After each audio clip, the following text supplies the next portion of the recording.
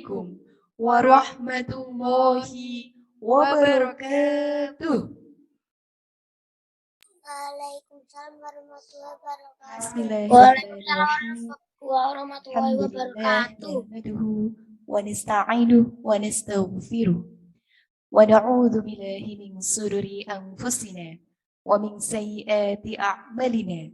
May yahdihillahu fala mudilla lahu wa may yudlil fala hadiya lahu.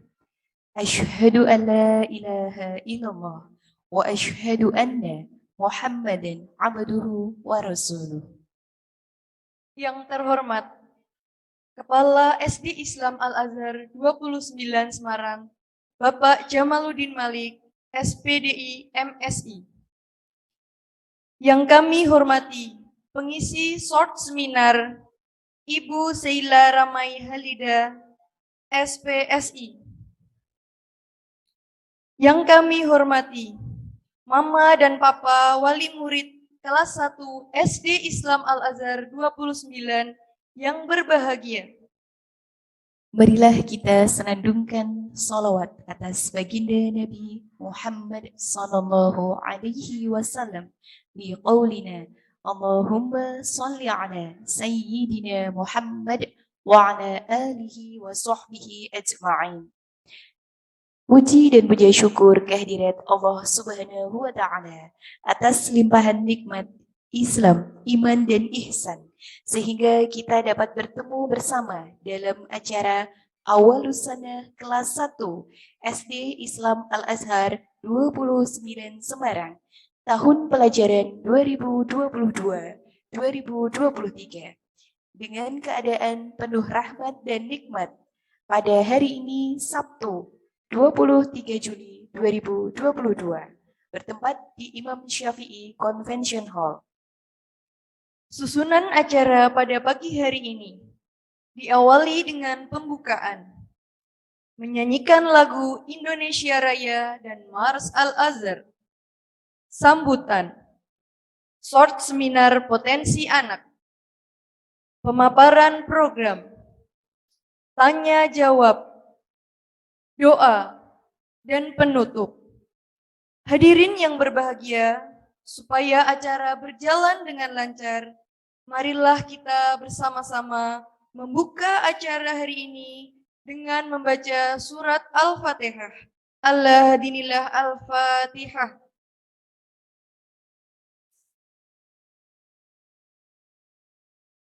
Memasuki rangkaian acara selanjutnya, menyanyikan lagu Indonesia Raya dan Mars Al-Azhar. Kepada yang terhormat Ibu Tiara Munaf, SPD, kami persilahkan. Hadirin dimohon berdiri.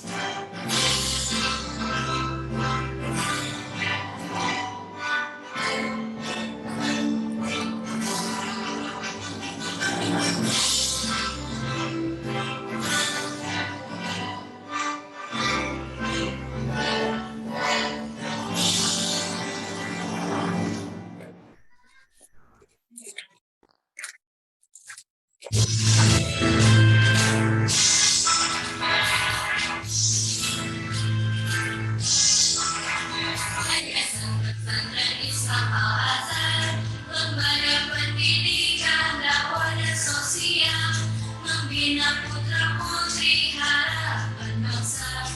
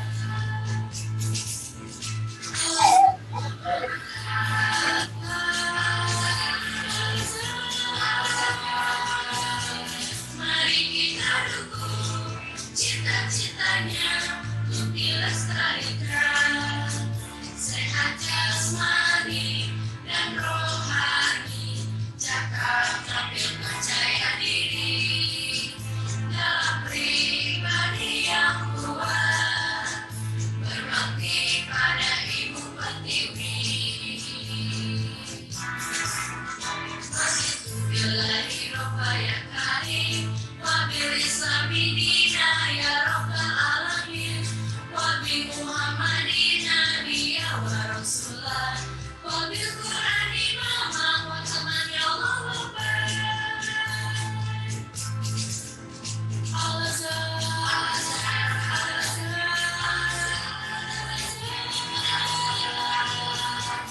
mari kita dukung cita-citanya untuk dilestarikan sehat jasmani dan rohani cakap tampil percaya diri dalam pribadi yang kuat berbakti pada ibu pertiwi berbakti pada ibu pertiwi.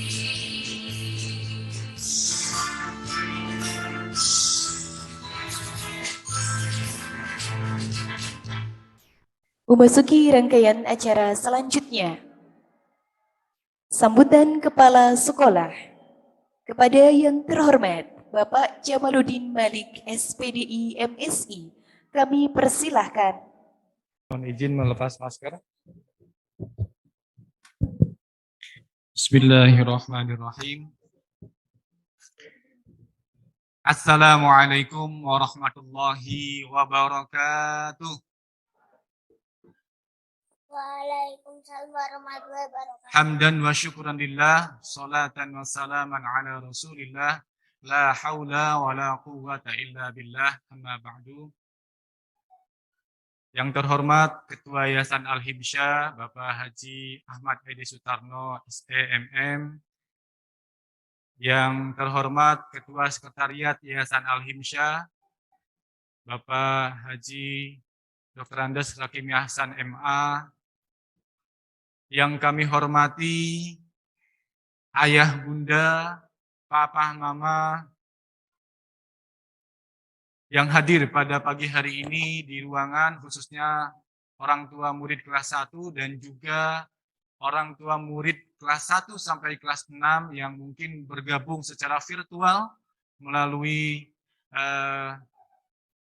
room Zoom yang kita sediakan. Dan yang sama-sama kita muliakan Bapak Ibu Guru SD Islam Al-Azhar 29. Pertama, kami sampaikan terima kasih yang sebesar-besarnya kepada ayah bunda yang sudah mempercayakan sekolah Ananda di Sekolah Dasar Islam Al-Azhar 29.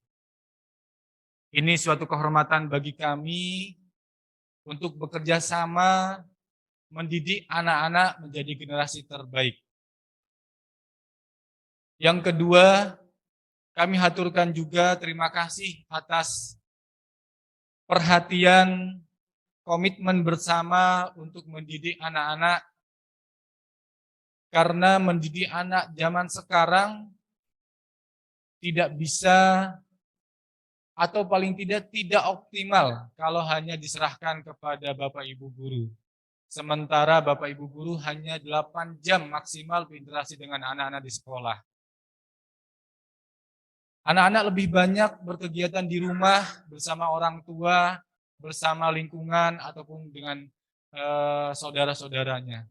Oleh karena itu kami rasa sangat penting momentum Awalusanah ini untuk kita bersama-sama menyamakan persepsi.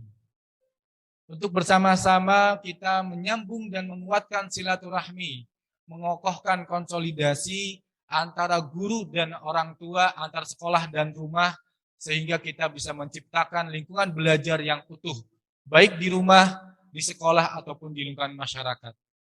Terlebih saat ini untuk kelas 1 khususnya, di mana alhamdulillah SD Islam Al-Azhar 29 dipercaya oleh Kementerian Pendidikan dan Kebudayaan, Ristek, Dikti, termasuk salah satu sekolah yang menerapkan kurikulum merdeka level mandiri berbagi. Artinya kami dipercaya oleh pemerintah untuk mengimplementasikan kurikulum dan mengembangkannya sesuai ciri khas Al-Azhar.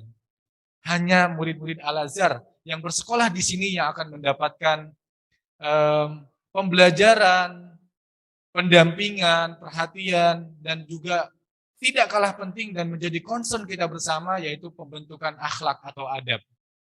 Dan ini semua kami husnudzon jika kita semua bekerja sama, insya Allah potensi Ananda, kecerdasan, karakter akan terbentuk dengan baik. Orang tua mempercayakan kepada guru. Guru kami semua bersungguh-sungguh sepenuh hati mendidik anak-anak. Orang tua dan guru saling mendoakan untuk anak-anak kita. Insya Allah jika Allah meridhoi, upaya baik kita ini akan Allah kabulkan dan anak-anak kita menjadi anak-anak yang solih-solihah, bisa menjawab tantangan zaman dan juga bisa menjadi yang terbaik di masanya nanti. Ayah bunda yang kami hormati, sedikit tentang kurikulum Merdeka yang diterapkan di kelas 1 dan kelas 4, bahwa setiap murid tentu punya ciri khas sendiri-sendiri. Meskipun dia adalah, mungkin ada orang tua yang punya anak kembar, identik, pasti ada bedanya. Entah itu dari wajahnya, karakternya, potensinya, pasti ada yang berbeda. Karena ini adalah sunatullah. Allah menciptakan sesuai fitrahnya anak-anak, fitrahnya itu berbeda-beda, tidak ada satupun yang sama. Karena ini fitrahnya sunnatullah, pasti ada bedanya. Dan dalam hal pembelajaran, tentu anak-anak kita punya gaya belajar yang berbeda. Nah, di kurikulum Merdeka ini, Bapak Ibu guru berperan sebagai fasilitator untuk memfasilitasi tumbuh kembang potensi Ananda. Tugas kita bersama mengetahui sejak dini apa potensi Ananda. Kalau kita sudah tahu dari awal, kita sudah mudah mengarahkan. Ini si kakak ini, si adik ini kok beda dengan kakaknya ya. Mohon maaf, tadi kami menyapa salah satu wali murid. Kakaknya di kelas tahfidz. Belum tentu adiknya bisa punya potensi di kelas tahfidz. Siapa tahu nanti potensinya lebih di bilingual class. Kenapa? Karena sekali lagi sunatullah, fitrahnya anak-anak itu berbeda. Orang tua tidak boleh memaksakan.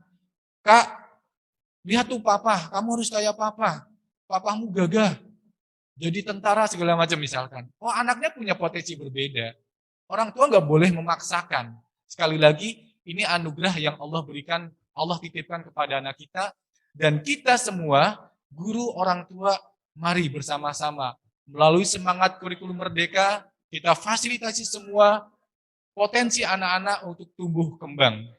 Dan jangan lupa, satu yang menjadi concern kita bersama adalah pendidikan adab Islami ini yang tidak boleh kita lupakan, tidak boleh kita kesampingkan. Bagaimanapun tantangan ke depan zaman kita yang semakin kompleks, kalau anak kita dibekali dengan adab Islami, dibekali dengan pembiasaan ibadah, menjadi anak yang solih-solihah, jadi apapun mereka, mengembangkan potensi apapun nantinya, insya Allah mereka akan menjadi anak ayah bunda sekalian yang solih dan solihah. Oleh karena itu, mulai hari ini dan ke depan, mari bersama-sama tingkatkan komunikasi, kuatkan konsolidasi, bersama-sama mendidik anak-anak kita menjadi anak yang solih solihah, cerdas sesuai potensinya masing-masing. Dan jangan lupa ayah bunda, bapak ibu guru semuanya, kita doakan anak-anak kita seperti apa potensi yang mereka miliki. Saya kira itu. Sekali lagi terima kasih kepada ayah bunda yang hadir di ruangan sini untuk sesi 1, kelas 1, dan ayah bunda, papa mama di rumah yang mengikuti secara virtual. Dan melalui kesempatan ini, kami selaku pimpinan sekolah membuka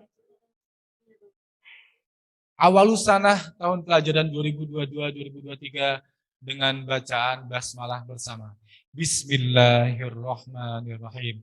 Terima kasih. Akhirul kalam. Wassalamualaikum warahmatullahi wabarakatuh. Terima kasih kami ucapkan kepada Bapak Jamaluddin Malik, SPDI MSI. Memasuki rangkaian acara berikutnya adalah short seminar potensi anak yang akan disampaikan oleh Ibu Seila Rumai Halida SPSI, Priadi Certified Counselor. Beliau adalah alumni Universitas Al-Azhar Indonesia dan sedang menempuh program Magister Profesi Psikologi Universitas Persada Indonesia. Beliau ahli dalam bidang konsultasi, training, mengajar, dan analisis. Kepada yang terhormat Ibu Seila Rumai Halida SPSI, kami persilahkan. Tes. Oke, Assalamualaikum warahmatullahi wabarakatuh. Saya ucapkan terima kasih banyak kepada pihak Al-Azhar yang telah memberikan kesempatan bagi kami berbagi, begitu ya. Sebelumnya saya ucapkan salam hormat kepada Bapak Jamaluddin, SPDI MSI ya, atas selaku kepala sekolah dari SDI Al-Azhar. Nah, kemudian izinkan saya menyapa dulu ayah bunda di sini, baik yang ada di ruangan maupun yang mengikuti melewat Zoom. Ya, sekarang melewat Zoom juga, yang menyimak lewat Zoom juga secara langsung, gitu ya. Sebelumnya saya ingin menyampaikan juga mewakili Pak Dedi Priadi selaku inventor Priadi, begitu ya. Kebetulan beliau berhalangan karena ada acara yang memang berbarengan, gitu ya, Bu, Bapak. Jadi mohon maaf. Jadi saya akan coba di sini untuk mewakili beliau menyampaikan apa sih, gitu ya, yang hal-hal yang perlu, yang pengalaman kami di bidang asesmen, gitu ya, di sini untuk kepada ayah bunda, begitu. Oke, mungkin akan lebih nyaman berdiri ya. Oke, sip. Sebelum memulai, gitu ya, izinkan saya mau sharing sebuah video, gitu ya, sebuah video di sini. Boleh, Bapak? Video dari mungkin salah satu aktris ya, gitu ya. Maksudnya di sini artis yang mungkin ayah bunda juga pernah lihat. Menyadari bahwa Tuhan tuh memberikan dua kecerdasan pada aku gitu, kecerdasan musikal dan kecerdasan intrapersonal. Jadi aku fokus di situ. Gitu. Aku suka mungkin melihat orang-orang itu tidak paham akan nature mereka, potensi yang mereka miliki gitu. Nah, kalau aku sih bersyukurnya aku paham akan itu. Jadi aku fokus di situ. Oke, baik. Kenapa saya ambil video ini gitu ya? Karena memang ini menjadi fenomena ayah bunda ya, baik di seluruh Indonesia gitu ya. Baik saya juga sering menemui pada saat sesi konsultasi begitu ya. Banyak sekali anak-anak yang bingung begitu ya. Terutama apalagi begitu menginjak proses SMA gitu ya. Nah ini kadang suka datang terus bingung gitu ya, saya harus kemana gitu. Nah ini yang menjadi fenomena yang menarik gitu, ketika kita itu nggak tahu saya itu potensinya apa sih gitu ya, saya itu potensinya apa sih dan apa sih kelebihan saya, kelemahan saya seperti apa begitu ya. Nah itu sangat relate dengan apa yang Bapak Jamaluddin sampaikan gitu ya, bahwa setiap anak itu terlahir mempunyai fitrahnya masing-masing gitu ya. Jadi memang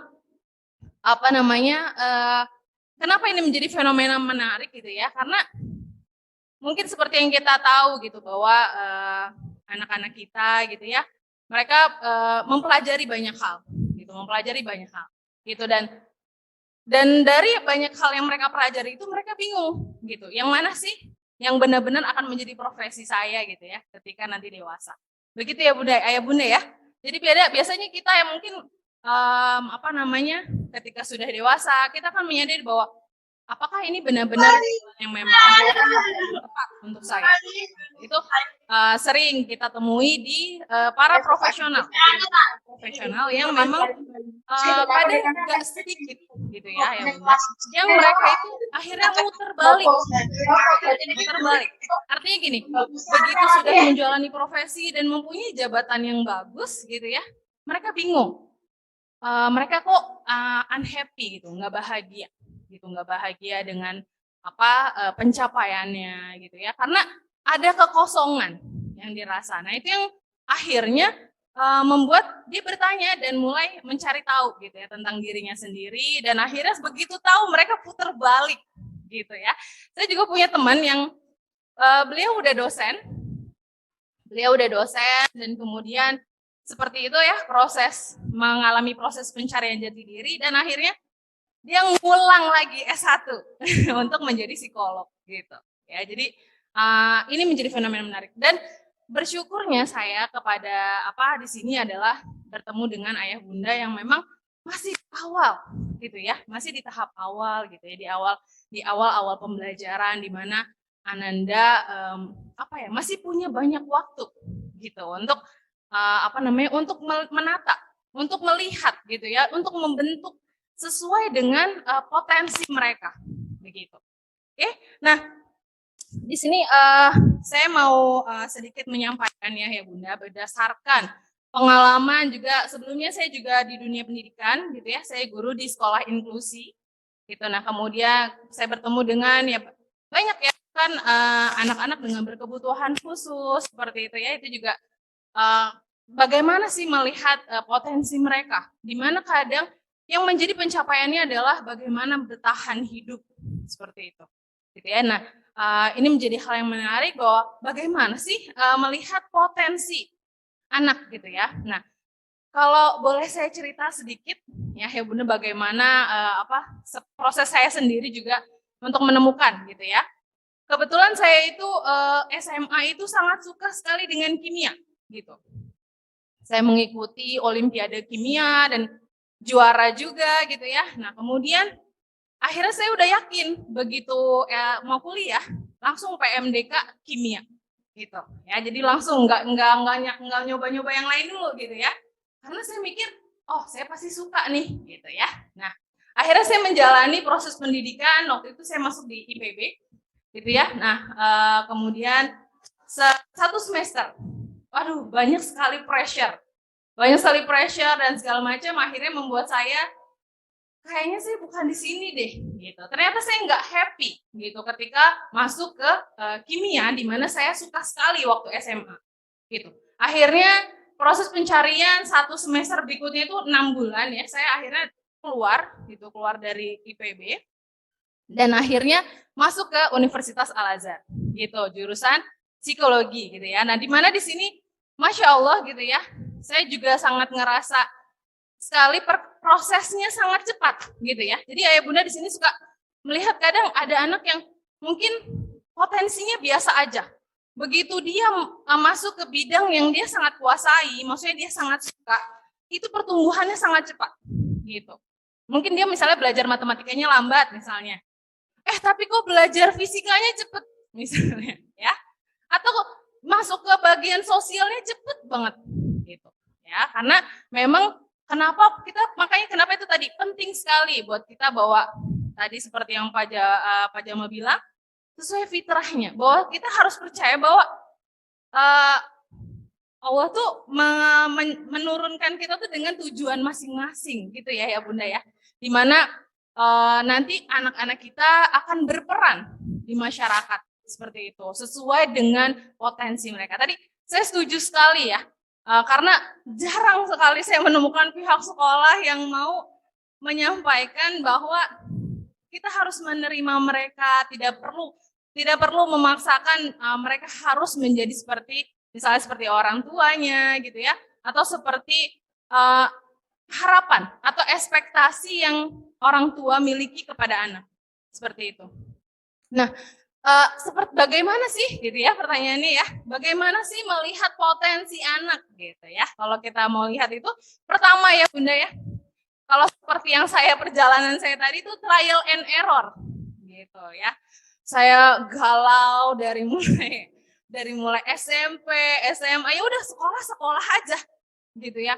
Pengen dapat ranking aja gitu ya, tapi nggak tahu gitu ya kemana. Akhirnya saya masuk nyoba gitu, kayaknya saya suka nih kimia ya, saya masuk kimia.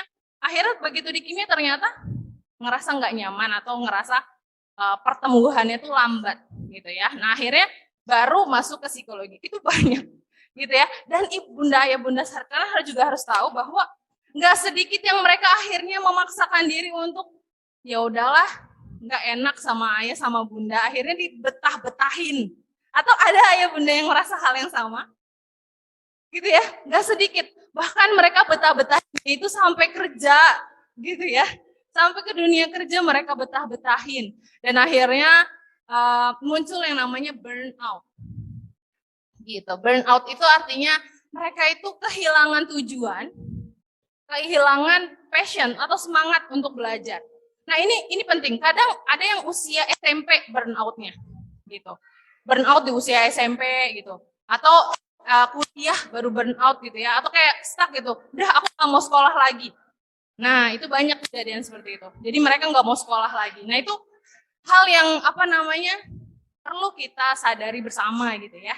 Dan di sini juga kebetulan pihak sekolah memfasilitasi bentuk kesadaran semacam ini gitu ya. Nah, di sini yang kedua adalah observasi gitu ya. Observasi dari mulai si Ananda kecil, aduh kok anak saya suka banget nyanyi ya gitu dari kecil gitu ya. Jadi dari mulai misalnya masih umur 7, bahkan kita sering banget melihat berbagai macam video. Zaman sekarang kan mudah sekali ya mengakses video. Itu anak-anak umur 4 tahun gitu ya, atau dari kecil tuh udah kelihatan banget misalnya kemampuannya di basket atau kemampuannya di menyanyi gitu ya, banyak hal gitu ya Bunda. Nah ini yang perlu kita cari tahu adalah itu gitu dari kecil gitu ya, dilihat apa sih potensinya gitu ya, dan disupport gitu. Oke, nah yang ketiga di sini kita juga bisa melakukan psikotes gitu ya, psikotes gitu. Nah psikotes ini banyak modelnya gitu. Ada yang bentuknya paper based atau mengisi kuesioner. Mungkin ayah bunda pernah ya, pasti pernah gitu. Dan pasti anak-anak kita juga melewati proses itu gitu ya. Nah yang keempat adalah di sini seperti teknologi yang kami kembangkan gitu. Teori yang kami kembangkan melalui Priyadi finger test gitu. Nah ini menjadi sangat menarik ya Bunda, karena ini saya juga terkagum-kagum gitu. Maksudnya saya kan dari psikologi ya, gitu. Psikologi itu ya kita akan belajarnya psikotes itu ya paper base gitu. Ya itu yang kami pelajari.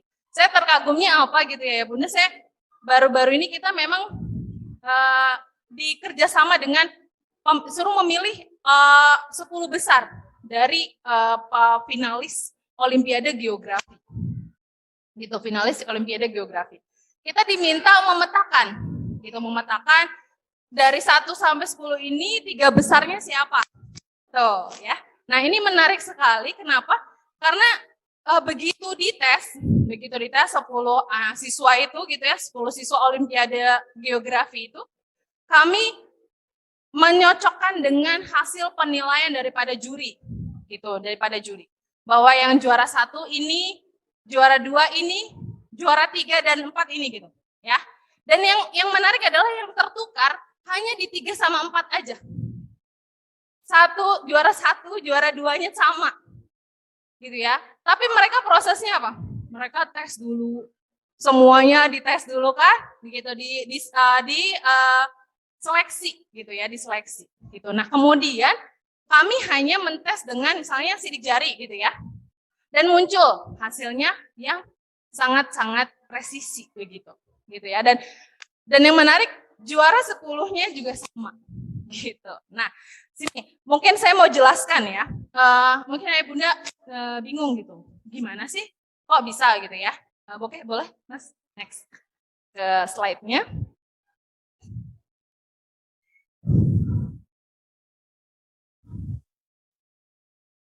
Oke. Nah, yang sidik jari ya, yang bawah. Nah, ya ini dia. Kita ya Bunda, kita tahu ya bahwa proses pembentukan sidik jari itu ternyata itu pada saat di dalam janin. Itu di dalam janin sampai akhirnya kemudian berproses. Ini penelitiannya bukan penelitian orang Islam ya Bunda ya. Di sini ada Robert Womin sini ya, gitu ya. Nah itu meneliti bahwa ternyata sidik jari itu berhenti berkembang gitu ya menetap atau jelas gitu ya. Jelas itu setelah 4 bulan kehamilan. Nah, 4 bulan kehamilan itu yang kita tahu kalau dalam Islam itu ada proses apa Bunda? Proses peniupan ruh, betul ya? Proses peniupan ruh di mana di situ boleh next. Di mana ditetapkannya ya di sini ya? Sempurnakan kejadian ya. Oke, boleh next. Ya, jadi disempurnakannya bahwa jodohnya, takdirnya gitu ya, kematiannya kapan gitu dan segala macam seperti itu. Nah, hal ini menarik gitu ya. Hal ini menjadi menarik kenapa? Kita tahu ya, Bunda bahwa orang Yahudi itu pinter-pinter, bener nggak? Pinter-pinter ya mereka ya, luar biasa. Dan ini ternyata berkaitan banget dengan pada saat mereka proses kehamilan, gitu ya, proses sampai 4 bulan tadi ya, mereka itu para orang tua itu justru cuti, ibunya disuruh cuti, terus belajar lagi matematika dasar, ke perpustakaan dan segala macam. Ternyata seperti itu ya Bunda. Karena memang ternyata pembentukan yang paling penting itu pada saat itu, 4 bulan pertama itu, gitu ya. Untuk bagaimana sih, memang sangat luar biasa ya Bunda ya, kalau kita lihat ujiannya pada saat kehamilan begitu ya. Nah itu akan menjadi sangat luar biasa ketika memang ada proses gitu ya, pembentukan yang luar biasa difokuskan pada usia itu. Oke, next. Ya, makanya kenapa kita lihat bahwa ya orang-orang Yahudi itu cerdas-cerdas sekali gitu ya. Oke, nah dia. Setiap pola sidik jari itu menyimpan informasi biologis dan psikologis yang dalam tentang seseorang. Nah, ini maksudnya yang dalam itu gimana sih gitu ya? Saya pikir ya mungkin ini ya, umum gitu. Seperti yang mungkin ayah bunda juga pernah ya, ada yang pernah tes gitu ya, mungkin hal yang serupa gitu. Cuman saya melihat di Priyadi ini gitu ya, itu bahkan melihat proses alam bawah sadar gitu. Ya, alam bawah sadar terkait emosi. Kalau kita tes lagi mau ngelamar kerja ya Bunda, kita berusaha nggak sih menahan hal-hal yang kira-kira membuat kita nggak diterima? Bener nggak? Kita berusaha untuk menahan attitude kita dan segala macam. Tapi kalau kita dengan tes Priyadi gitu, kita nggak ketahuan, maksudnya dia mau berpura-pura seperti apa gitu ya, dalamnya akan tetap kelihatan seperti itu. Misalnya kalau untuk di dunia pendidikan, ketika anak mengerjakan tes IQ, ada nggak tipe anak bunda yang males banget untuk nulis? Ada ya? Nah, bukan berarti dia nggak pinter loh, ya. Malah kadang mereka itu saking pinternya, jadi kayak gitu, kayak udah tahu, gitu ya. Ini saya suka bingung ya, anak yang seperti ini tuh kalau di tes IQ gitu ya, nanti nilainya semana gitu ya. Nah, gitu. Jadi kalau misalnya pria di tes itu akan melihat bahwa mau dia lagi sedih atau misalnya kita mau lagi mikirin utang gitu ya. Tapi hasil yang dikeluarkan tetap sama gitu. Nah, ini yang menarik gitu ya, bahwa kita membutuhkan yang namanya tes itu ayah bunda. Pertama, harus valid gitu ya. Harus ini beneran nggak terlihat pada kenyataannya gitu. Nah, kemudian reliable ya, jadi ajak mau hasilnya sekarang, mau hasilnya nanti sama. Yang ketiga adalah norma tadi ya. Norma itu adalah jarak antara bahwa siapa sih yang lebih tinggi daripada yang lain misalnya gitu ya. Makanya kenapa tadi yang cerita tentang olimpiade geografi. Kita bisa sampai serinci itu memperlihatkan bahwa siapa yang juara 1, juara 2, juara 3, juara 4, sampai juara 10. Seperti itu. Kurang lebih seperti itu ya. Boleh next, Bapak? Nah, ini beliau ya. Beliau ini orang Bandung gitu ya. Beliau Pak Dedi Priyadi, inventor kami, yang mungkin seharusnya ada di sini ya. Gitu. Nah, beliau ini mengembangkan. Beliau juga sama kayak Bunda ya. Dari fisika loh. Dari jurusan fisika, akhirnya ke psikologi. Nah, ini yang saya bilang tadi ya. Nggak sedikit orang yang akhirnya muter balik. Gitu. Nah, mungkin kita kalau putar balik itu kan kita jadi overcost, benar nggak? Ya, kita wasting time seperti yang saya juga ya. Udah jual tanah, mau masuk IPB, malah salah jurusan gitu ya Bunda ya. Jadi kita kalau bisa bener-bener nih, mumpung masih kelas 1 apalagi ya, mungkin yang di rumah juga ada yang mungkin SMP atau SMA itu masih belum terlambat gitu ya. Kalau misalnya ada yang udah profesional, udah punya jabatan bagus aja putar balik, masa anak kita yang masih di usia sekolah kita nggak akan usahakan sih gitu ya. Oke, next. Oke, nah ini dia ya. Jadi ini sih gambaran singkat aja bahwa ternyata faktor genetik itu sangat kuat pengaruhnya ya. Baik itu terhadap skizofrenia, ya, masalah-masalah kepribadian, terus juga di situ social advertising ya, situ ya, personality begitu. Ya, jadi memang sangat kuat. Next. Nah, ini sedikit aja ya Bunda. Lebih mirip mana nih? Ada studi ya bahwa orang tua kandung dengan orang tua adopsi itu mereka akan terbawa dengan orang tua adopsi gitu enggak gitu ya. Nah, ini penelitiannya tentang itu. Oke, next. Ya, ini nah, hasilnya biar nggak bingung saya jelasin ya Bunda ya. Di sini Plomin ini menyimpulkan bahwa ternyata gitu dari hasil tesnya, hasil research ini membuktikan bahwa walaupun anak ini diadopsi gitu ya, misalnya gini saya mau adopsi, pasti dia udah ikut sama saya jadi benar lah misalnya gitu ya. Nah ternyata semakin dewasa seseorang itu mereka akan tetap ngikut orang tua yang kandung gitu ya, biological ya, seperti itu hasilnya. Oke, next. Nah ya gitu ya, anak angkat sedikit mirip di usia awal. Usia SD ini usia-usia yang gambling, gampang berubah gitu ya. Jadi belum kadang masih berubah-berubah gitu ya. Begitu semakin dewasa ya, remaja ke dewasa, itu akan semakin menguat faktor genetiknya. Oke, next Bapak. Nah ini ya, jadi semakin dewasa seseorang. Oke, next. Ya, di sini akhirnya jadi tadi membatasi peran bahwa kadang ada hal-hal yang nggak bisa kita paksakan. Gitu ya, misalnya gini, orang yang emosi itu akan berubah lah, maksudnya seiring dewasa seseorang. Tapi kalau kita lihat sekarang ayah bunda di sekeliling, ada nggak orang tua yang emosian? Ada? Nah itu maksudnya. Jadi bukan artinya itu seperti nanti bisa berubah misalnya gitu ya. Nah itu benar, maksudnya benarnya itu artinya bisa diantisipasi.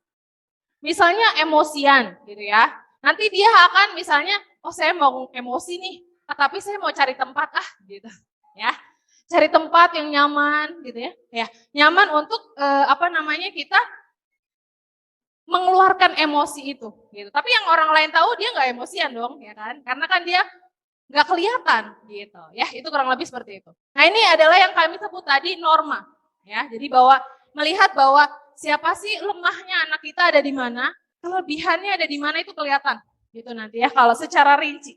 Karena memang sebenarnya nggak ada yang sama gitu ya. Oke, next. Oke, next aja ya bahwa memang setiap anak tuh punya fitrahnya, soalnya yang Pak Jaludin bilang. Oke, ini juga di next aja Bapak. Karena kita keterbatasan waktu ya. Oke ya, jadi next. Jadi mau bagaimanapun peran bahwa anak kita itu faktor genetiknya sangat kuat ya. Next. Oke, next juga Bapak. Oke, next. Fokus pengembangan. Oke, ya. Jadi di sini sedikit ya saya mau inikan bahwa bukan kitanya pola asuhnya seperti apa, tapi kita menyesuaikan anak kita seperti apa, pola asuhnya seperti apa. Gitu ya. Jadi bukan sebaliknya. Ini saya punya pola asuh saya kayak gini nih, tapi anak saya gini harusnya ngikutin gitu, bukan ya. Jadi kita yang mengikuti mereka gitu. Oke, next. Nah ini ya, mengenal respon alamiah. Lanjut ya, seperti yang tadi, memprediksi hambatan psikologi. Ya, jadi secara psikologi mereka punya potensi masalah itu sangat kelihatan, gitu ya. Tadi bahwa apakah anak saya punya potensi kecemasan? Kalau mau ujian itu tangannya basah. Terus saking paniknya jadi lupa tadi malam belajarnya apa. Nah itu nggak bisa diantisipasi jadinya. Ya, kalau kita tahu. Next. Ya, next. Memilih fokus nih ya. Jadi kalau kita di sini, ya boleh yang ini dulu ya. Yang ini dulu boleh, yang atas nanya. Jadi kita fokus pada kekuatan mereka. Kedua adalah fokus mengantisipasi kelemahan. Tadi misalnya masalahnya di emosi. Gimana sih cara mengantisipasinya, gitu ya. Nah, kemudian jika Anda hambatan psikologi di sini fokus mengantisipasi permasalahan sebelum usia 11 tahun. Ya, jadi kalau ada permasalahan psikologi baiknya langsung ditangani, gitu ya. Terus yang terakhir bersikap moderat saat mendapati kekuatan dan kelemahan itu mengarah satu sama lain, gitu ya. Oke, next. Nah, ini dia. Ya, jadi kalau ini sedikit singkat sekarang sudah disampaikan ya bahwa memang bedanya kita dengan misalnya paper base gitu ya, paper base. Nah, itu pertama yang tadi saya sudah sampaikan bahwa kalau misalnya kita moodnya lagi nggak enak akan mempengaruhi hasil tesnya. Lingkungan nggak nyaman pada saat tes akan mempengaruhi hasil tesnya, gitu ya. Sedangkan misalnya tes Riyadi itu tidak mempengaruhi, gitu ya. Mau dia lagi tidur anaknya, gitu ya, kita bisa lihat kecerdasannya seperti apa, kepribadiannya seperti apa, seperti itu. Oke, next. Nah, sudah berada di sesi terakhir, gitu ya, Ayah Bunda. Ini harapan kami, gitu ya. Harapan kami itu banyak anak-anak, gitu ya, yang bahagia dalam proses dia bertumbuh, gitu ya, proses dia bertumbuh. Bagaimana belajar itu menjadi tempat yang menyenangkan, bukan tekanan, gitu ya. Bukan tekanan, tapi menyenangkan. Karena mereka mau tahu, gitu. Nah, ini penting. Kalau mereka mau tahu, artinya mereka tertarik, gitu. Gimana caranya mereka tertarik? Cari apa potensi mereka, apa kesukaan mereka, begitu ya. Nah, kurang lebih itu yang bisa kami bagikan, gitu ya, kepada Ayah Bunda. Semoga bermanfaat. Semoga bermanfaat untuk Ayah Bunda dalam mendampingi Ananda, gitu ya. Dan juga mungkin pihak sekolah, gitu ya, selaku tengah-tengah nih gitu ya perannya gitu ya dalam mendampingi dalam menjembatani Ayah Bunda kepada Ananda gitu. Nah, untuk saya mau ngasih info sedikit ya. Kalau untuk Ayah Bunda yang di Semarang gitu ya, baik yang hadir di sini maupun yang hadir di Zoom gitu ya, akan mendapatkan harga spesial kalau untuk mengikuti Priyadi tes gitu ya. Untuk mengikuti harga tes dari harga 450 menjadi harga 250.000 gitu ya. Itu mendapatkan report gitu ya, report digital sebanyak 40 halaman gitu. Ya, nanti akan akan mendapatkan informasi lah untuk terkait apa sih bagaimana kemampuan kognitifnya, bagaimana kepribadiannya gitu ya, yang akan banyak membantu Ayah Bunda dalam menentukan mereka mau dikemanain gitu ya. Nah, mungkin itu silakan untuk yang di sini bisa nanti mengikuti di setelah kelas ya Bu ya.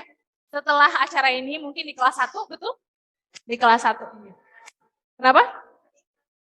Oh, nanti diumumkan ya, Bu, Bapak, dan terima kasih sekali lagi atas kesempatannya. Mudah-mudahan bermanfaat, mudah-mudahan menjadi referensi ya, yang bermanfaat untuk Ayah Bunda. Kurang lebih itu dari saya Sela, kurang lebihnya mohon maaf. Wassalamualaikum warahmatullahi wabarakatuh.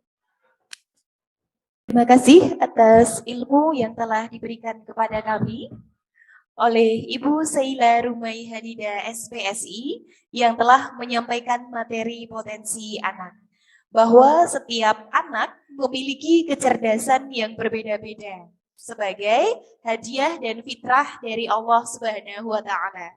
Dan tugas kita sebagai orang tua dan juga guru adalah menerima kecerdasan anak-anak kita, mengidentifikasi dan memaksimalkan potensi anak-anak kita. Begitu. Hadirin yang terhormat yang sudah join di Zoom, terima kasih atas kehadirannya, terima kasih atas partisipasinya. Acara selanjutnya adalah pemaparan program untuk khusus kelas 1. Mama Papa yang join di Zoom bisa live dari Zoom. Terima kasih dari kami. Wassalamualaikum warahmatullahi wabarakatuh.